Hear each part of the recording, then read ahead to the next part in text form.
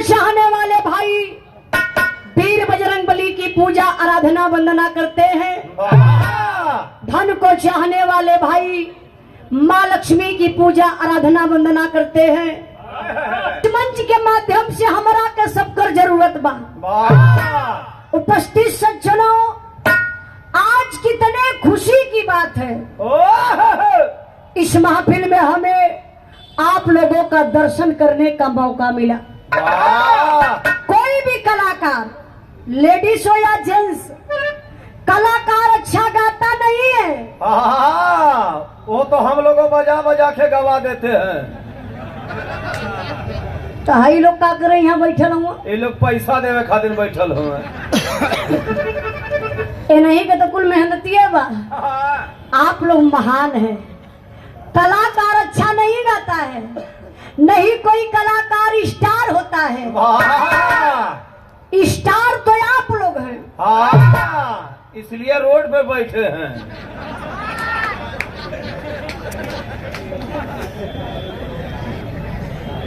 देते हैं, इसलिए मैं आप लोगों की चरण की दासी हूँ। आप लोग अपने चरण की दासी समझकर बाबूजी जरूर आशीर्वाद दीजिएगा। हम गायिका उजाला यादव आजमगढ़ के धरती से चल के आल बनी। ए महान धरती पे आप सब भाई इनका दर्शन पा करके हम पूरी पार्टी से धन्य हो गई। वह बगल वाला लोग नाराज हो गए हमें कहा कुछ कहना का।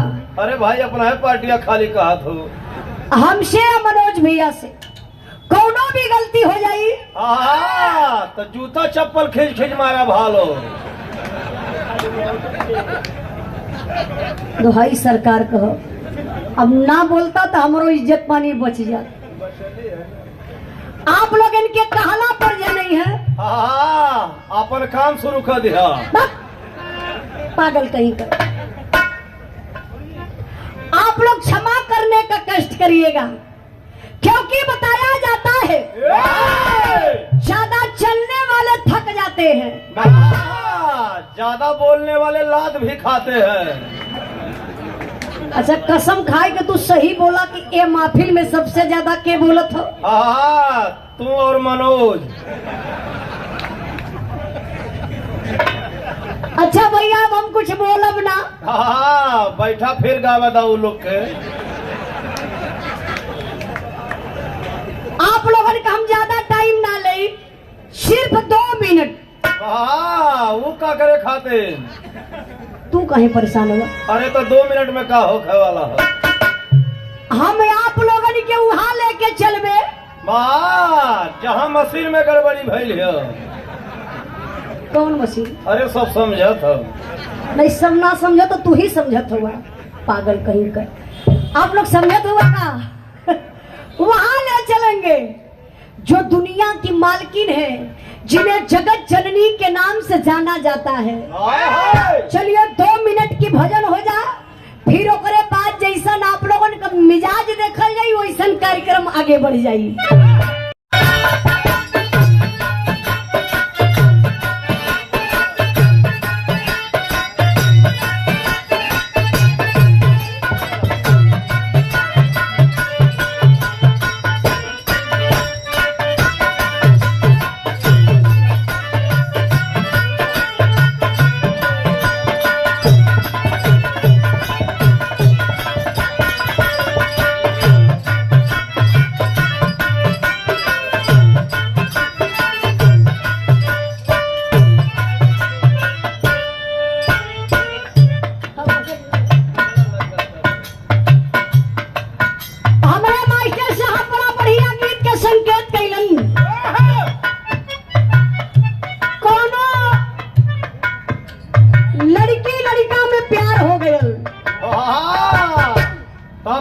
के मजा हो गए।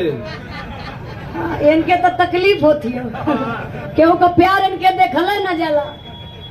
कोनो लड़की लड़का में प्यार हो गया, मिलन बड़ा मुश्किल हो गया।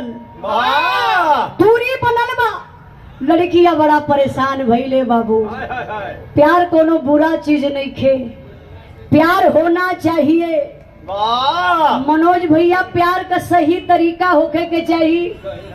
सही जगह स्थान होके के चाहिए। हाँ, पहले इस्तेमाल करो फिर विश्वास करो। प्यार के सरफ साबुन मनौले हुए हैं। एक बार पहले बढ़िया से धोएला। हाँ, सक्सेस हो तो ठीक है, नहीं छोड़ दो फिर। लेकिन ये लड़की बतावत बका बतौले बमाइटे साहब।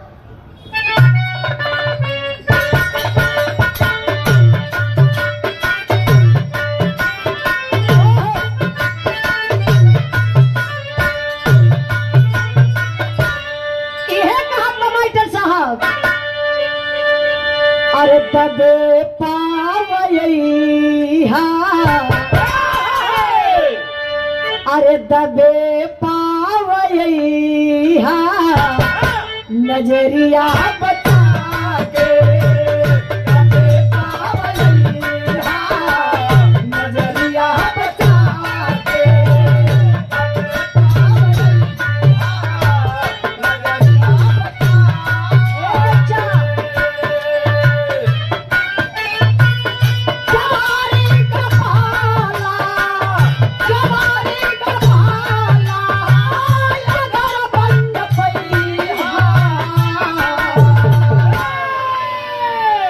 सिकड़िया बजैहा, नजरिया बता के सिकड़िया बजैहा, नजरिया बता के सिकड़िया बजैहा।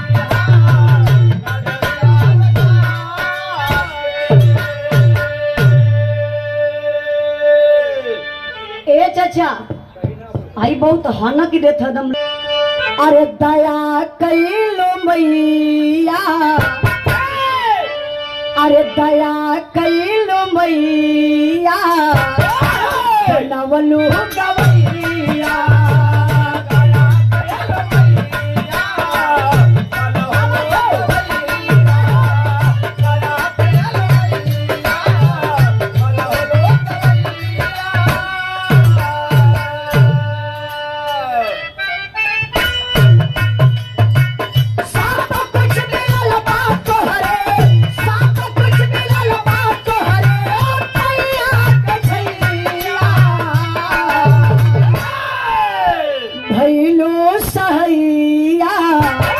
बनवलू गवैया।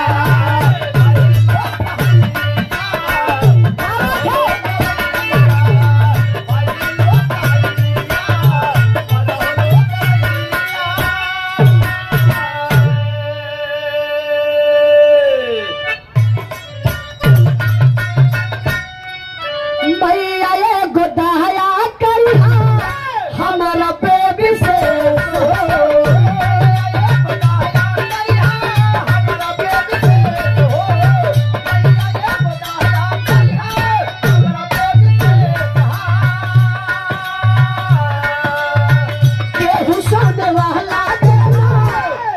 हमसे ठेस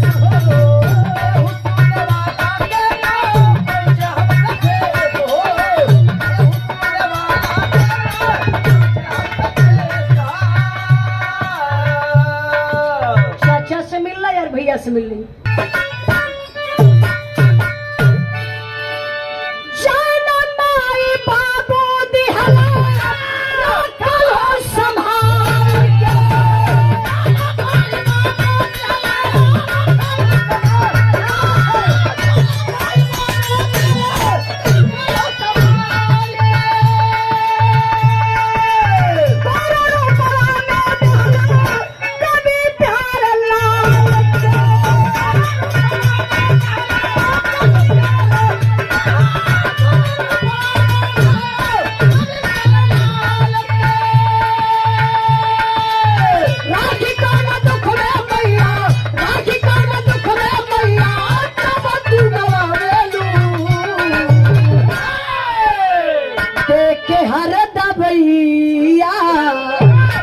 अरे देख के हर दवैया।